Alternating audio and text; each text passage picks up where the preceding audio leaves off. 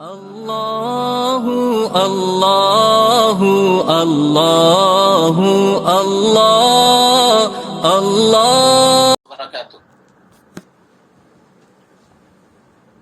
وعلیکم السلام ورحمۃ اللہ وبرکاتہ۔ الحمد للہ رب العالمین والعاقبۃ للمتقین وصلی وسلم علی المبعوث رحمۃ للعالمین۔ اللهم لا علم الا ما علمتنا وزدنا علما یا کریم۔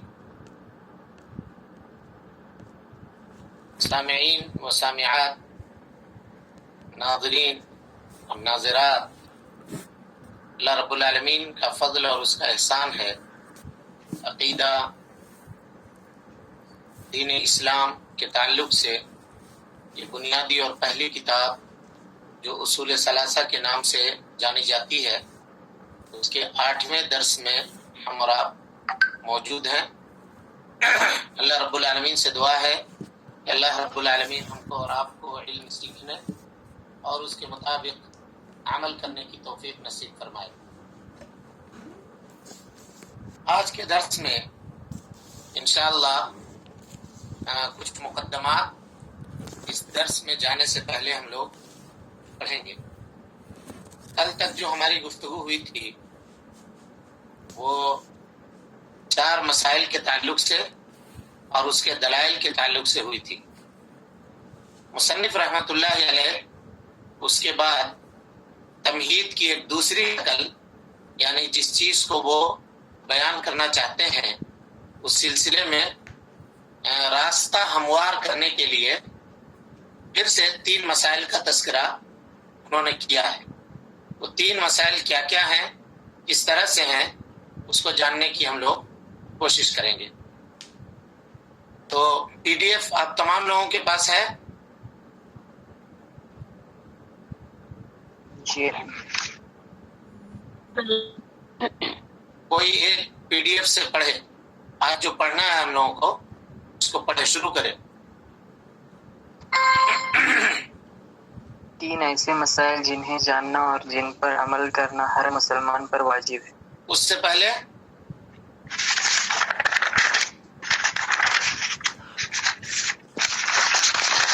اللہ تجھ پر رحم فرمائے، یہاں نا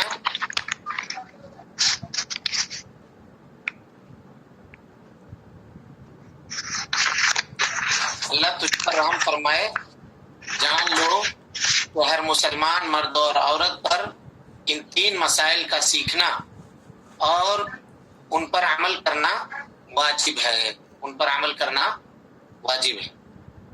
یہ بات ہے شیخ الاسلام محمد ابن عبد الوہاب رحمۃ اللہ علیہ کی، کہ 3 مسائل کے تعلق سے ویڈیو اگر چالو ہے کسی کا تو بند کر لیں، وہ ویڈیو بند کر لیں۔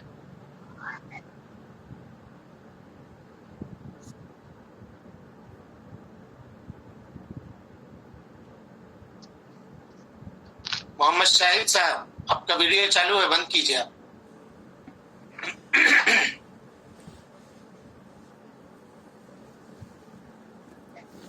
یہ 3 مسائل ہیں جن کا سیکھنا اور ان کے مطابق عمل کرنا مصنف رحمۃ اللہ علیہ فرما رہے ہیں کہ یہ ہر مسلمان مرد کے اوپر اور عورت کے اوپر واجب ہے۔ مؤلف رحمۃ اللہ علیہ نے اپنی بات جو شروع کی ہے، شاہد صاحب آپ اپنا ویڈیو بند کیجئے۔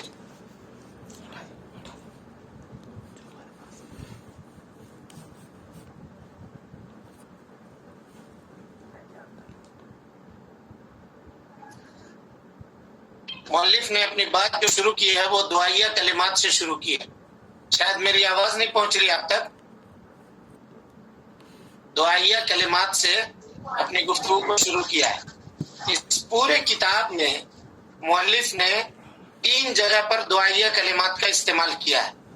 ایک تو ہم پڑھ چکے، یہ دوسرا مقام ہے اور اس کے بعد ایک تیسرا مقام آئے گا۔ وہاں پر کہا اعلم ارشدک اللہ، یہ جان لو کہ اللہ رب العالمین نیکی اور بھلائی کی طرف تمہاری رہنمائی فرمائے۔ یہ 3 دعا کا تذکرہ مصنف نے اپنی پوری کتاب کے اندر 3 جگہ پر کیا ہے۔ اب ان مسائل کو جاننے سے پہلے ہم لوگ تمہید سمجھتے ہیں. تمہید کیا ہے؟ توحید کس کو کہتے ہیں؟ کسی کو معلوم ہے؟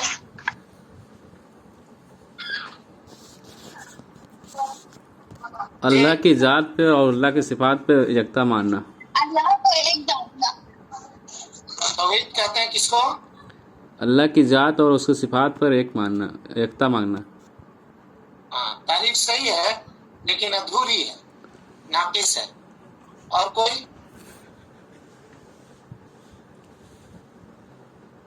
جواب دے. توحید کس کو کہتے ہیں؟ الوہیت، ربوبیت، اسماء صفات میں اللہ کو صرف ایک جان. جی، الوہیت اور ربوبیت اور اسماء صفات میں اللہ کو صرف ایک. اللہ رب العالمین کو ایک جاننا. اللہ تعالیٰ کو اس کی الوہیت، اس کی ربوبیت اور اس کے اسماء اور صفات میں ایک جاننے کا نام کیا ہے؟ توحید ہے. ایک جاننے کا نام توحید ہے. بھائی کوئی ایڈمن ہے تو ذرا ان کو بتائیں کہ یہ ویڈیو بند کر لیں. ان کو کہیے یا پیغام دیجیے.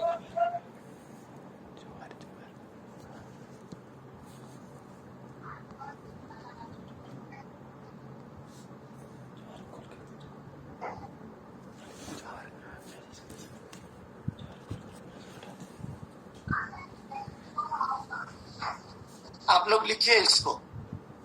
توحید لغت میں کہا جاتا ہے وحد یوحد توحید.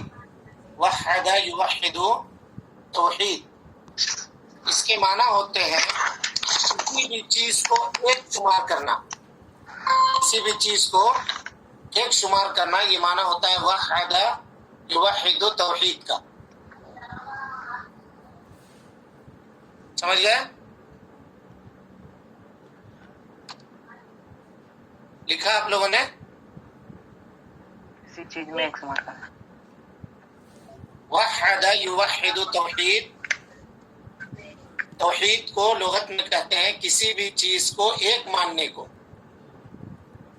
اور اصطلاح میں توحید کہا جاتا ہے اللہ رب العالمین کو اس کی ربوبیت، اس کی الوہیت اور اس کے اسماء اور صفات میں ایک ماننا، اکیلے جاننے کو توحید کہتے ہیں.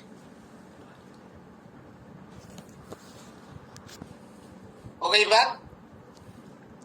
اب یہ بتائیے، یہ جو تعریف آپ نے سنی ہے، اس تعریف کے حساب سے توحید کی کتنی قسم ہونی چاہیے؟ 3. کتنی؟ 3 قسم. 3 قسم کون کون ہے؟ توحید ربوبیت، توحید الوہیت اور توحید اسماء صفات. توحید ربوبیت، توحید الوہیت اور توحید اسماء و صفات. توحید ربوبیت کس کو کہتے ہیں؟ اللہ کے کاموں میں اللہ کو ایک جاننا.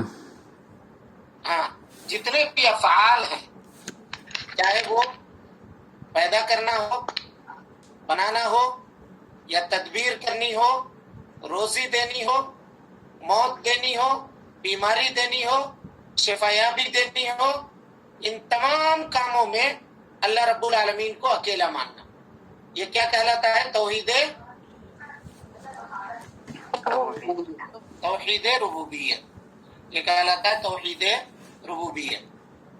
اسی طریقے سے توحید کی دوسری قسم ہے توحید الوہیت.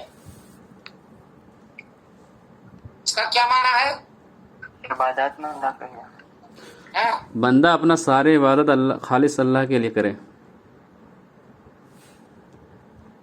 اللہ تعالیٰ کو اس کی عبادتوں کی تمام قسموں میں اکیلا جاننا، چاہے عبادت کی کوئی بھی قسم ہو، بدنی عبادت ہو، مالی عبادت ہو، قولی عبادت ہو، فعلی عبادت ہو، ہے نا، ذبح ہو، نذر ہو، صدقہ و خیرات ہو، کوئی بھی کسی بھی طرح کی عبادت ہو، ان تمام عبادت کی تمام قسموں کو اللہ رب العالمین کے لیے خاص کر دینا، یہ کیا کہلاتا ہے؟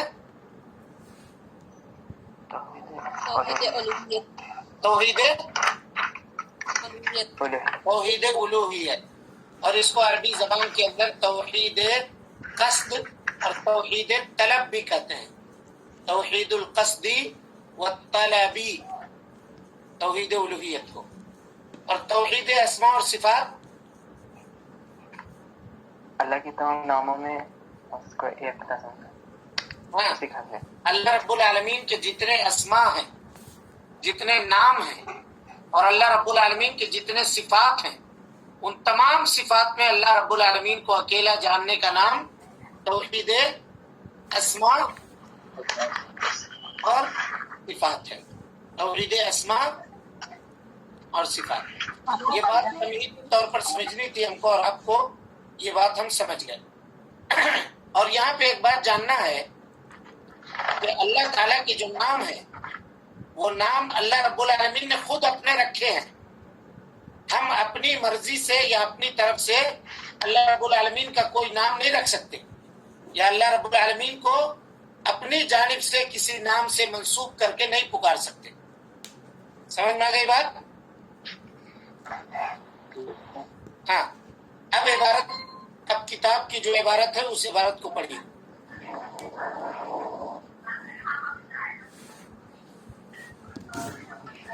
کتاب کی عبارت کو پڑھیے.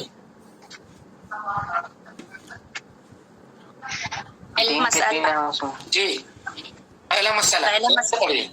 اللہ تعالیٰ نے ہمیں پیدا کیا، رزق عطا فرمایا، یوں ہمیں محمل نہیں چھوڑا بلکہ ہماری طرف اپنا رسول صلی اللہ علیہ وسلم بھیجا، جس اطاعت کی جنتی ہو گیا اور جس کے احکام سے سرتابی اور سرکشی کی وہ جہنمی ہو گیا. اور اس کی دلیل اللہ تعالیٰ کا بس اتنا پہلے سمجھتے ہیں. کا پہلا مسئلہ، اللہ تعالیٰ نے ہمیں پیدا کیا، یعنی اس کا مطلب کیا ہوا کہ ہم کو، آپ کو اور پوری دنیا کو بنانے والا اور اس کا پیدا کرنے والا کون ہے؟ پیدا کرنے والا کون ہے؟ اللہ ہے. تو یہاں سے یہ مطلب ثابت ہوا، یہ مسئلہ ثابت ہوا کہ جو پیدا کرنے والا ہے وہی عبادت کے لائق ہے کہ نہیں؟ بالکل. اور اس کی دلیل کیا ہے کہ اللہ رب العالمین نے ہم کو پیدا کیا؟ اس کی دلیل کیا ہے؟ اللہ تعالیٰ فرماتا ہے هو الذی خلقکم من طین ثم قضى اجلا واجل مسمى عنده ثم انتم تمترون. وہ اللہ رب العالمین ہے جس نے انسانوں کو مٹی سے پیدا فرمایا، جس نے انسانوں کو مٹی سے پیدا فرمایا. کل ایک سوال آیا تھا، وہ سوال یہ تھا کہ ہم کیسے سمجھیں گے کہ اس پوری دنیا کو اللہ نے پیدا کیا ہے. تو اللہ تعالیٰ نے اس کا ایک منطقی جواب دیا ہے. وہ جواب دیکھیے کیا ہے. کیا انسان خود بخود پیدا ہو گیا؟ بولیے بھائی، خود سے پیدا ہو گیا؟ نہیں ہوا. تو کیا اس نے خود اپنے آپ کو بنایا؟ نہیں بنایا. یعنی ہم نے اپنے آپ کو نہیں بنایا ہے، آپ نے اپنے آپ کو نہیں بنایا ہے. تو مطلب یہ ہوا کہ بنانے والا کون ہے؟ اللہ ہے. اللہ ہے. اسی کو اللہ رب العالمین نے بیان کیا کہ ام خلقوا من غیر شیء ام هم الخالقون. کیا وہ یوں ہی بن گئے یا وہ خود اپنے آپ کو بنانے والے ہیں؟ کس نے پیدا کیا؟ یہ دونوں کے دونوں معاملے باطل ہیں. یعنی انسان نہ تو یوں ہی وجود میں آ گیا اور نہ ہی اس نے اپنے آپ کو بنایا. مطلب کیا ہوا کہ اس کا بنانے والا کوئی ہے اور وہ اللہ رب العالمین ہے. اور جو بنانے والا ہے وہی عبادت کا مستحق ہے. تو ہر بندے کو چاہیے کہ وہ اللہ رب العالمین کی عبادت کرے. اس کو اللہ رب العالمین نے ایک جگہ پہ بیان فرمایا کہ وَمَا خَلَقْتُ الْجِنَّ وَالْإِنسَ إِلَّا لِيَعْبُدُونَ. ہم نے جنوں کو اور انسانوں کو کیوں پیدا کیا ہے؟ خالص اپنی عبادت کے لیے. اللہ لیعبدون کا مطلب اللہ لیوحدون. عبادتوں میں سب سے بہترین عبادت اور سب سے اونچے مقام پہ جو عبادت ہے وہ اللہ رب العالمین کی توحید ہے کہ نہیں ہے؟ اور وہی بیس ہے. اگر توحید درست نہیں ہے تو بندے کا کوئی عمل بھی درست نہیں ہو سکتا ہے, کوئی عمل بھی قابل قبول نہیں ہو سکتا. نہیں ہو سکتا. تو اللہ رب العالمین نے ہم کو پیدا کیا, وہی عبادت کا مستحق ہے, اور ہم کو اور آپ کو چاہیے کہ ہم اسی کی عبادت کریں. یہ پہلا مسئلہ ہوا جس میں شیخ الاسلام رحمۃ اللہ علیہ نے, محمد بن عبد الوہاب رحمۃ اللہ علیہ نے اس کو ثابت کرنے کی کوشش کی ہے. اب اس کے بعد دیکھیے, اللہ تعالیٰ نے ہمیں پیدا کیا اور وہی ہم کو رزق دیتا ہے. یعنی پیدا کرنے کے بعد انسان کی جو ضروریات ہیں, کھانے پینے سے, اس کی زندگی گزارنے سے, ان ضروریات کو کون پورا کرتا ہے؟ اللہ رب العالمین. یہ سیٹنگ دیکھیے کتنی زبردست ہے. اس کو اللہ رب العالمین نے قرآن مجید کے اندر بیان فرمایا ہے. قرآن مجید میں سب سے پہلا حکم جو نازل ہوا ہے, سب سے پہلا حکم وہ اسی تعلق سے نازل ہوا ہے. اللہ تعالیٰ کا ارشاد ہے, اللہ تعالیٰ فرماتا ہے یا ایھا الناس اعبدوا ربکم الذی خلقکم والذین من قبلکم لعلکم تتقون. اے لوگو, اپنے اس رب کی عبادت کرو جس نے تم کو پیدا کیا ہے اور تم سے پہلے لوگوں کو بھی اس نے پیدا کیا ہے. اس کے بعد اللہ تعالیٰ فرماتا ہے الذی جعل لکم الارض فراشا, وہ اللہ ہے جس نے زمین کو بنایا تمہارے لیے فرش, جس میں تم چلتے ہو, جس میں تم گھر بناتے ہو, جس میں تم رہتے ہو. وَأَنزَلَ مِنَ السَّمَاءِ مَاءً, وہ اللہ ہے جس نے آسمان سے بارش نازل فرمایا. فَأَخْرَجَ بِهِ مِنَ الثَّمَرَاتِ رِزْقًا لَكُمْ, اور جس نے مختلف طرح کے پودے, پھل, فروٹ, اناج یہ تمہارے لیے پیدا فرمائے. اس کے بعد نتیجہ کیا ہے؟ اللہ نے تم کو بنایا, تمہاری روزی کا انتظام کیا, تو نتیجہ کیا ہے؟ اللہ رب العالمین فرماتا ہے, مفیض الرحمان اپنا آڈیو بند کیجیے. اللہ رب العالمین فرماتا ہے فَلَا تَجْعَلُوا لِلَّهِ أَنْدَادًا وَأَنْتُمْ تَعْلَمُونَ, تم اللہ رب العالمین کے ساتھ کسی کو شریک مت ٹھہراؤ. یعنی اللہ نے پہلے توحید کی دعوت دی, بیچ میں مخلوق کا تذکرہ فرمایا, اور آخر میں شرک سے منع کیا, آخر میں شرک سے منع فرمایا. آ گئی بات سمجھ میں؟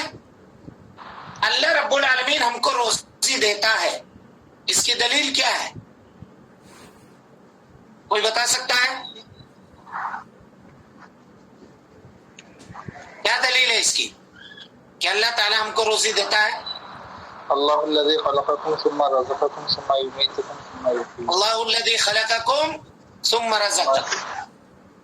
اور دوسری دلیل ان اللہ هو الرزاق ذو القوۃ المتین, اللہ رب العالمین ہی روزی دینے والا. یہ دوسری دلیل ہوئی. چلیے, ولم یخلقنا ولم یترکنا حملا, یعنی اللہ رب العالمین نے ہم کو بیکار نہیں چھوڑا, ہم کو پیدا کیا, ہم کو روزی دیتا ہے, ہم کو بیکار نہیں چھوڑا. بیکار نہیں چھوڑنے کا کیا مطلب ہے کہ کیا اللہ رب العالمین نے ہم کو یوں ہی پیدا کر دیا ہے اور ہم کو کسی بات کا حکم نہیں دیا گیا, کسی کام کے کرنے سے روکا نہیں دیا گیا, یا اللہ رب العالمین نے ہم کو پیدا کرنے کے بعد یوں ہی چھوڑ دیا جیسے جانوروں کو اللہ نے چھوڑا ہے کہ نہیں؟ تو جواب کیا دیا مصنف نے؟ دیکھیے جواب دیا بلکہ ہماری رشد و ہدایت کے لیے رسول بھیجا, ہماری رشد و ہدایت کے لیے رسول بھیجا. اب یہاں ایک بات سمجھیے, رسول اللہ رب العالمین کیوں بھیجتا ہے؟ رسول کیوں بھیجتا ہے؟ اللہ کے دین کو پہنچانے کے اللہ کے پیغام کو پہنچانے کے لیے, اللہ کے پیغام کو بندوں تک پہنچانے کے لیے.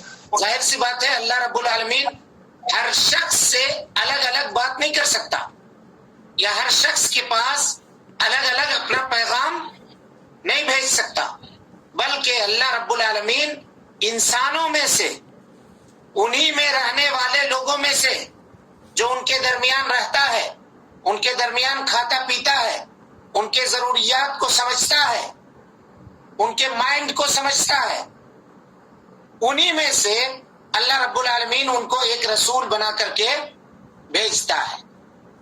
اب یہاں اس عقیدے کی تردید ہے جس میں یہ لوگ کہتے ہیں کہ اللہ کے نبی صلی اللہ علیہ وسلم بشر نہیں تھے.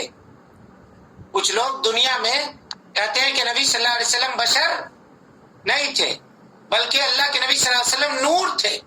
وہ یہ کہتے ہیں, حالانکہ کفار و مشرکین اور مکہ کے لوگ نبی صلی اللہ علیہ وسلم کو یہ کہہ کر کے آپ صلی اللہ علیہ وسلم کے اوپر ایمان نہیں لاتے تھے کہ اللہ کو اگر رسول بنا کر کے بھیجنا تھا تو فرشتے کو بھیج دیتا, کسی ایک انسان کو رسول بنا کر بھیجنے کی کیا ضرورت تھی, یہ مکہ والے کہتے تھے. اور آج کل کے جو لوگ ہیں یہ جسٹ اپوزٹ کہتے ہیں, الٹا کہتے ہیں کہ اللہ رب العالمین نے انسان کو رسول نہیں بنایا, بلکہ کسی نور سے تخلیق کردہ مخلوق کو اللہ رب العالمین نے ہمارے درمیان رسول بنا کر کے بھیجا ہے. کیا یہ صحیح ہے کہ اللہ کے نبی صلی اللہ علیہ وسلم بشر نہیں تھے, انسان نہیں تھے؟ بشر تھے, انسان تھے, بشر تھے. اللہ رب العالمین فرماتا ہے قرآن میں, قُلْ لَوْ كَانَ فِي الْأَرْضِ, اے اللہ کے نبی صلی اللہ علیہ وسلم آپ کہہ دیجئے کہ اگر زمین میں بسنے والے لوگ فرشتے ہوتے تو اللہ رب العالمین فرشتوں کو ان کے لیے رسول بنا کر کے بھیجتا, لیکن چونکہ زمین پہ بسنے والے لوگ انسان ہیں تو اللہ رب العالمین نے انہی میں سے ایک انسان کو رسول بنا کر کے بھیجا. یہ رسول کے بھیجنے کا ایک مقصد ہوا کہ اللہ رب العالمین کے پیغام کو لے جا کر کے پہنچانا. اور رسول انسانوں میں سے ہی ہونا چاہیے کیونکہ انسان کی ضروریت کو سمجھے, انسان کے مائنڈ سیٹ کو سمجھے, انسان کے حالات کو سمجھے اور اس کے حالات کے مطابق اس کے ساتھ ٹریٹ کرے, اس کا علاج کرے اور حالات کے مطابق ان کے ساتھ معاملہ کرے. یہ ایک معاملہ ہو. رسول بھیجنے کا دوسرا مقصد کیا ہے؟ دوسرا مقصد ہے اللہ رب العالمین فرماتا ہے رسلا مبشرین ومنذرین لئلا یکون للناس علی اللہ حجۃ بعد الرسل. اللہ رب العالمین نے رسول بنا کر کے بھیجا. کیوں؟ رسول کا کام یہ ہے کہ وہ لوگوں کو انکار اور بدعملی کے برے نتائج سے آگاہ کرتے ہیں اور لوگوں کو ایمان اور عمل صالح کے اچھے نتائج کی خوشخبری دیتے ہیں رسول. اسی لیے کل قیامت کے دن جب بندوں کا فیصلہ ہو جائے گا اور جہنم میں لے کر جائیں گے لوگ فرشتے ان کو, تو داروغ جہنم سوال کرے گا هل جاءکم نذیر, تمہارے پاس کوئی ڈرانے والا نہیں آیا تھا, تمہارے پاس کوئی اس برے دن کے یا اس دن کے نتیجے سے آگاہ کرنے والا نہیں آیا تھا؟ ہاں کہیے. تو لوگ کیا کہیں گے؟ بالا بالا, اے اللہ رب العالمین آیا تھا, قد جاءنا نذیر, ہمارے پاس ڈرانے والا آیا تھا, فکذبنا, ہم نے اس کا انکار کیا, وقلنا, اور ہم نے یہ کہا ما نزل اللہ من شیء, ما انزل اللہ من شیء, کہ اللہ رب العالمین نے کچھ بھی نازل نہیں کیا ہے. نتیجہ یہ ہوا کہ ہم جہنم میں چلے گئے.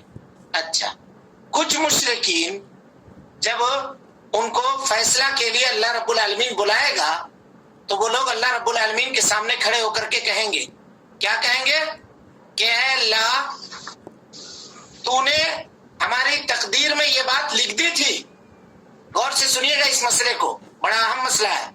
رسولوں کے بھیجنے کا مقصد آپ کے سامنے بتا رہا ہوں کہ تو نے ہماری تقدیر میں یہ بات لکھ دی تھی کہ ہم شرک کریں گے، اس وجہ سے ہم نے شرک کیا. اگر تو چاہتا تو ہم شرک نہیں کرتے. لو شاء اللہ ما اشرکنا ولا آباؤنا، ہم اور ہمارے باپ دادا شرک نہیں کرتے. تو اس وقت کیا جواب ہوگا؟ یا آج اگر کوئی مشرک یہ کہے کہ اللہ نے میری تقدیر میں لکھ دیا ہے کہ ہم بے نمازی رہیں، تو ہم کیسے نمازی ہو سکتے ہیں؟ اللہ نے میری تقدیر میں لکھ دیا ہے کہ ہم روزہ نہ رکھیں، تو ہم کیسے روزہ رکھ سکتے ہیں؟ تو اس کا کیا جواب ہوگا بتائیے؟ اللہ اس کو سمجھنے کے لیے عقل تو دیا ہے، علم، اور اللہ نے اس کو اختیار دے رکھا. علم تو بھیجا تھا، امتحان کے لیے بھیجا. لیبلوکم کیا جواب ہوگا؟ اللہ نے پہلے روحوں سے وعدہ بھی لے چکے ہیں. بھائی اللہ نے رسول کو بھیج دیا، کتاب نازل کر دی، عقل دے دی. یہ 3 نعمتیں ہیں اللہ کی طرف سے. کتاب بھیجا قرآن مجید، اور ہم کو اور آپ کو اپنی خوش نصیبی کے اوپر خوش ہونی چاہیے کہ دنیا کے تمام رسولوں میں افضل ترین جو نبی ہیں اور رسول ہیں، اللہ نے ہم کو اور آپ کو ان کا امتی بنایا. افضل ترین نبی اور رسول کے ہم اور آپ امتی ہیں. تو اللہ رب العالمین نے رسول کو بھیج دیا، کتاب بھیج دی، اور ہم کو اور آپ کو عقل دے دی. کتاب کے اندر یہ بات لکھی ہوئی ہے کہ اگر بندہ اللہ کی نافرمانی کرے گا، شرک کرے گا، تو جہنم میں جائے گا. رسول نے یہ بات واضح کر دی کہ اگر تم اللہ کی بات نہیں مانو گے، میری بات نہیں مانو گے، میری باتوں کو تسلیم نہیں کرو گے، تو کل قیامت کے دن اللہ رب العالمین تم کو جہنم میں ڈالے گا. اور اللہ نے عقل دے دی. انسان اپنی عقل سے اپنی اچھائی کو چنتا ہے اور اپنی برائی کو اپنے سے دور کرنے کی کوشش کرتا ہے.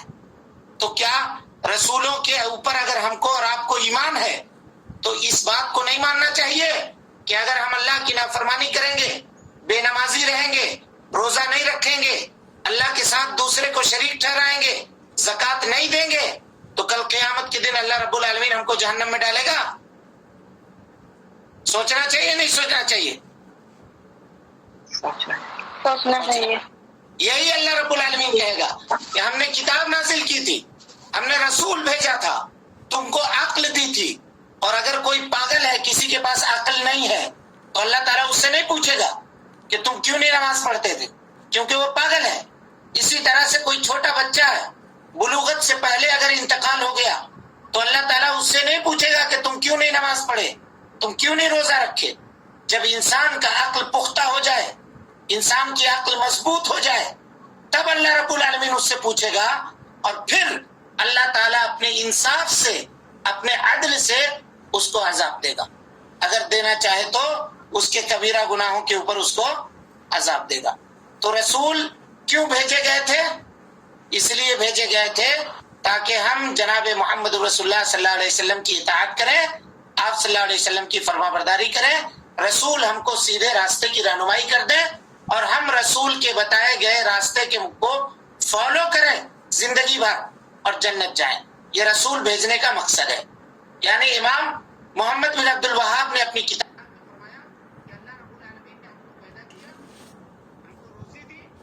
اور ہم کو یوں ہی نہیں چھوڑا، بلکہ ہماری رشد و ہدایت کے لیے، ہم کو بھٹکنے سے بچانے کے لیے، ہم کو گمراہی سے نکالنے کے لیے اللہ رب العالمین نے اپنے رسول کو بھیجا، اپنے رسول کو بھیجا. اور اس کے آگے کیا کہا؟ جس نے رسول کی اطاعت کی وہ جنت میں داخل ہوگا، اور جس نے نبی صلی اللہ علیہ وسلم کی نافرمانی کی وہ کہاں جائے گا؟ جہنم میں. وہ جہنم میں جائے گا. اس کی دلیل کیا ہے؟ اللہ تعالیٰ فرماتا ہے وَمَن يُطِعِ اللَّهَ وَرَسُولَهُ جو اللہ اور اس کے رسول کی اطاعت کرے گا یدخلہ جنات تجری من تحتها الانہار، وہ ایسی جنت میں داخل ہوگا جس کے نیچے سے نہریں جاری ہیں. اور جو رسول کی نافرمانی کرے گا ومن یعص اللہ ورسولہ، جو رسول کی اور اللہ رب العالمین کی نافرمانی کرے گا وہ کہاں جائے گا؟ یدخلہ نارن، جہنم میں جائے گا، خالدن فیہا، اور وہ جہنم میں ہمیشہ ہمیشہ رہے گا اگر وہ شرک کے اوپر مرا ہے اللہ کے نبی صلی اللہ علیہ وسلم کی نافرمانی کرتے ہوئے. اب یہاں ایک بات آئی، وہ بات یہ ہے کہ جو رسول کی اطاعت کرے گا وہ جنت میں جائے گا، اور جو آپ کی نافرمانی کرے گا وہ جہنم میں جائے گا.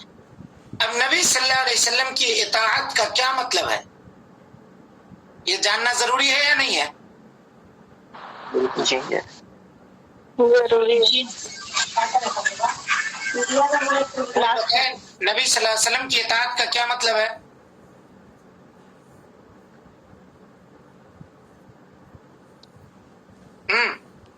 ان کے بتائے گئے چلنا. اور کوئی؟ نبی کے قول اور فعل اور تقرری کو جو نبی صلی اللہ علیہ وسلم نے کہا ہے اس کو ماننا، جس سے روکا ہے اس سے رک جانا، اور نبی صلی اللہ علیہ وسلم کو جس کو میں نے کرتے ہوئے دیکھا ہے، نبی صلی اللہ علیہ وسلم جو کیا ہے. ٹھیک ہے، لیکن آپ نے اس کو منع نہیں کیا ہے جو عمل نبی صلی اللہ علیہ وسلم کیے ہیں. لیکن یہ حدیث کے اقسام ہوئے، یہ حدیث کے اقسام ہوئے. ہم یہاں اتباع کے بارے میں پوچھ رہے ہیں، اطاعت کے بارے میں.